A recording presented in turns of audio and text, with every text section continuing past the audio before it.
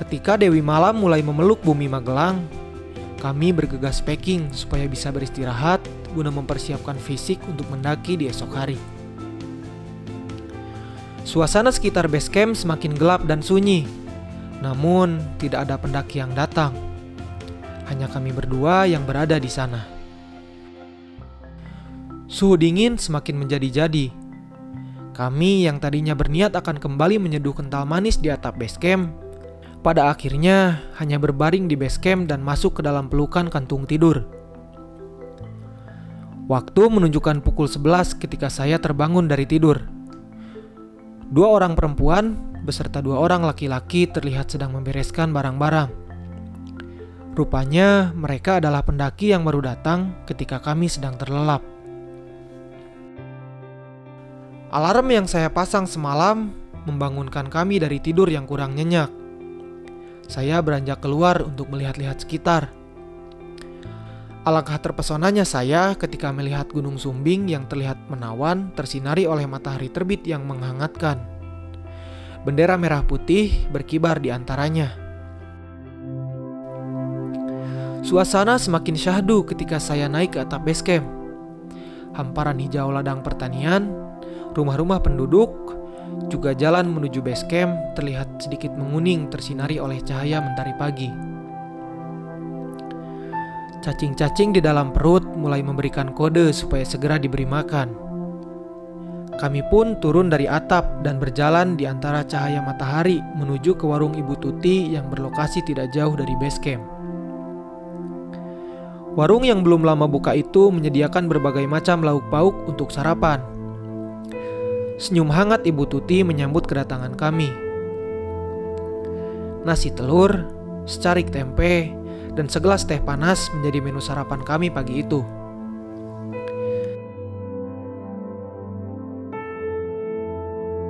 Setelah mengisi perut, kami kembali ke base camp guna melakukan registrasi pendakian.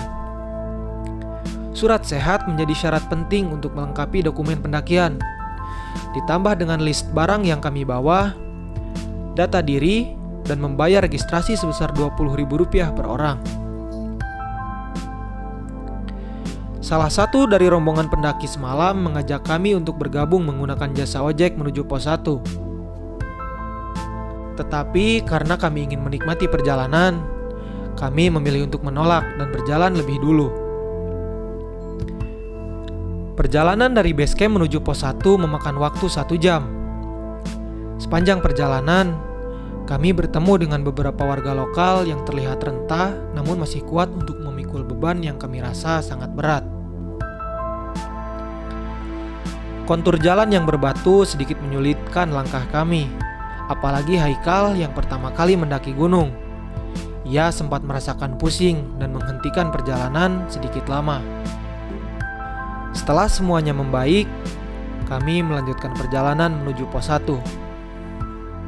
Udara sejuk dan hamparan hijau tanaman warga menjaga semangat kami untuk terus melangkah maju. Hutan pinus di pos 1 menyambut kedatangan kami. Bau tanah, suara angin di antara daun-daun, dan sejuknya udara membuat kami ingin berlama-lama di pos 1. Namun, segala sesuatu haruslah direncanakan dengan matang.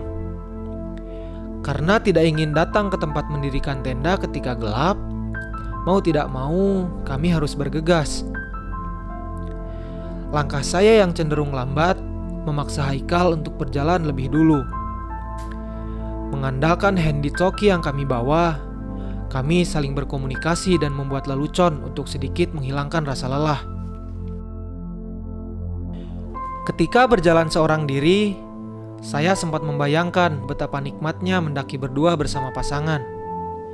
Namun, apa boleh buat, saya hanya bisa berandai-andai. Dan untuk pasangan saya kelak, mendakilah bersamaku, maka kau akan tahu bagaimana caraku menjagamu. Perjalanan menuju pos 2 memakan waktu sekitar 2 jam dengan kontur tanah yang sedikit basah dan rapatnya pohon pinus. Udara semakin sejuk dan semangat kami terjaga dengan baik.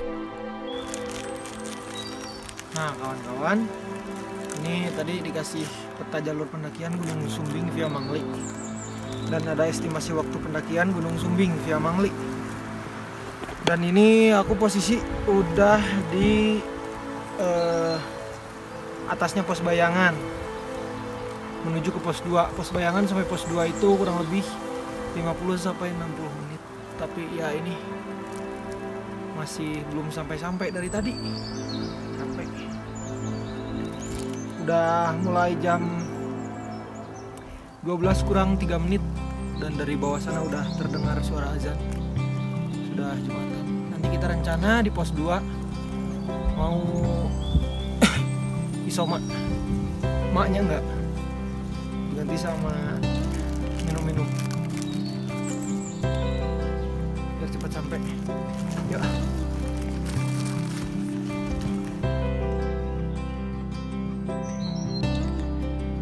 Perjalanan yang melelahkan membawa kami ke pos 2.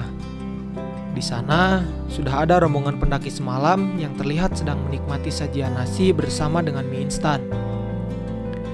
Pos 2 berdampingan dengan sungai. Namun ketika kami datang, sungai itu sedang mengering, tapi masih ada genangan air yang tersisa untuk mengisi jerigen yang kami bawa. Rombongan pendaki itu menawari kami untuk makan bersama. Akhirnya kami bergabung dengan mereka. Rupa-rupanya mereka adalah satu komunitas asal Makassar yang sedang melakukan ekspedisi 20 gunung di Indonesia. Kami sempat bercengkrama mengenai harga makanan di warung Ibu Tuti. Nasi, teh sama telur 20 berdua. Tadi pagi nasi, teh, telur tambah tempe 22 banyak lah. 22. Mungkin begini kasusnya. Kasus Ya. Kalau telur kan 10.000.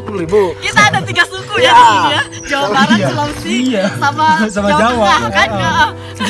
Kan telur 10.000. Kalau ayam 15.000 kan? Kemungkinan ini ayam bertelur. Ini agak murah gitu loh. Jadi telurnya nggak ada dibayar. Ya, Hasil dari ayamnya. Betul. Setelah momen ayam bertelur selesai, kami memutuskan untuk mendaki bersama. Di tengah-tengah perjalanan, kami bertemu dengan sepasang yang sedang bergandengan tangan. Di situ, hati saya menjerit. Maksud hati memeluk gunung, apa daya tangan tak sampai. Saya hanya bisa memandang kemesraan mereka dan berusaha menghilangkannya dari pandangan dengan meneruskan pendakian. Setelah melewati tanjakan Debus, tibalah kami di pos 3 atau biasa disebut dengan Sunrise Camp.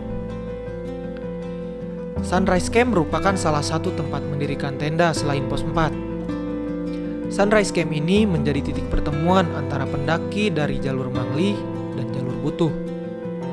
Lahan yang terbuka menguji kewaspadaan kami akan datangnya badai secara tiba-tiba. Karena waktu menunjukkan pukul 4, kami bergegas membangun tenda supaya bisa segera beristirahat. Kabut yang tiba-tiba datang menemani kami ketika sedang membangun rumah sementara untuk semalam. Untuk pengamanan ekstra dan melindungi tenda jika tiba-tiba datang hujan dan badai, kami menggunakan flysheet 4x3 meter. Setelah dirasa aman, kami segera memasuki tenda untuk membereskan barang-barang, memasak, lalu beristirahat. Sementara saya memasak, Haikal terlihat tertidur pulas karena kelelahan. Menu makan kali ini adalah tempe goreng, sekaleng sarden, dan cuci mulut dengan potongan mangga yang sedikit masam. Untuk bekal summit attack pada esok hari, saya mendidihkan air dan memasak puding. Ketika semuanya sudah siap, makanan sudah matang, saya membangunkan Haikal. Betapa enaknya menjadi seorang Haikal. Istirahat, tidur, tiba-tiba masakan sudah tersedia di depan mata. Di balik semua itu, saya mencoba menjadikan pendakian pertama Haikal menjadi pendakian yang berkesan. Ketika malam datang, kami tidak melakukan apa-apa. Sekadar menyeduh secangkir kental manis, tidak kami lakukan. Kami langsung bergegas tidur untuk persiapan summit attack pada esok hari.